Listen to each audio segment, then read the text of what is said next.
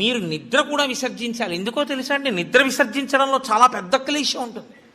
ఒకటి తినలేదు, రెండు తాగలేదు, ఒక స్థితికి వచ్చేటప్పటికీ నిస్త్రాణ కొంచెం వస్తుంది. వచ్చి ఫోన్లే అలా పడుకుంటే బాగుండు, కాస్త ఉత్తరీయం వేసుకుని అనిపిస్తుంది. అలా పడుకోకూడదు.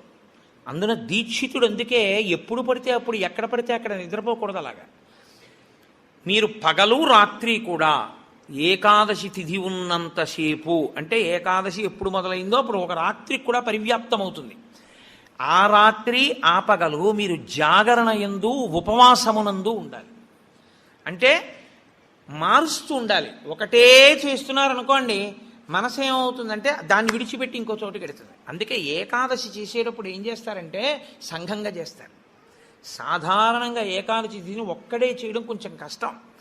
ఒక సంఘంగా అనుకుని ఏం చేస్తారంటే, ఏదో ఏకాదశి ప్రవేశించేటప్పటికి సంధ్యావందనం చేసుకుని ఇంట్లో కులదేవతార్చన చేసుకుని అందరూ కలిసి దేవాలయానికి చేరుకుంటారు. అందరూ కలిసి ఈశ్వరునికి సత్యనారాయణ వ్రతం చేస్తారు. అందరూ కలిసి విష్ణు సహస్రనామ స్తోత్ర పారాయణం చేస్తారు. అందరూ కలిసి త్యాగరాజస్వామి సంగీత విభావరి వింటారు. అందరూ కలిసి భజన చేస్తారు. అందరూ ఎవరో లేచి నాట్యం చేస్తారు, మిగిలిన వాళ్ళు చూస్తుంటారు. మారుస్తారు. మార్చి మార్చి మార్చి మార్చి భగవత్ శబ్దమునందే లీనమైపోతారు. ఏది చేస్తున్నా ఈశ్వర నామం పడుతుంటుంది.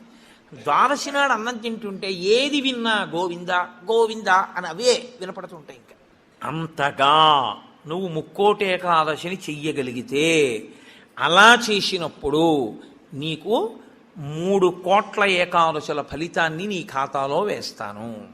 ఒక ఏకాదశి నిజంగా అలా చెయ్యాలని మీరు అనుకుంటే కనీసం ఇంకో ఏకాదశి మీరు అలా రిహార్సల్ వేయాలి. మీరు ఇంకో ఏకాదశికి రిహార్సల్ వేస్తే అది వస్తోంది ఇబ్బంది కాబట్టి ఆ రోజుని ఇది రాకుండా చూసుకుందామని మీరు జాగ్రత్త పడతారు. ఓ పని చేస్తున్నారనుకోండి, ముందే ఇలా చేస్తే బాగుంటుంది, ఇలా చేస్తే బాగుంటుందని ప్రణాళిక రచిస్తారే, ప్రణాళికా రచనకు పక్కన ఇంకొక ఏకాదశి జరగాలి. అందుకే ముక్కోటి ఏకాదశి ఒక ఏకాదశి ఎవడు చేయడం, పక్కన ఇంకో ఏకాదశి చేస్తాడు. ఇది ఏదో ఏకాదశి చేశారనుకోండి, ఓహో ఏకాదశి చేస్తే ఇదిగో ఇలా ఇలా ఇబ్బందులు ఉంటాయి. నేను మీకు ఒక ఉదాహరణ చెప్తాను.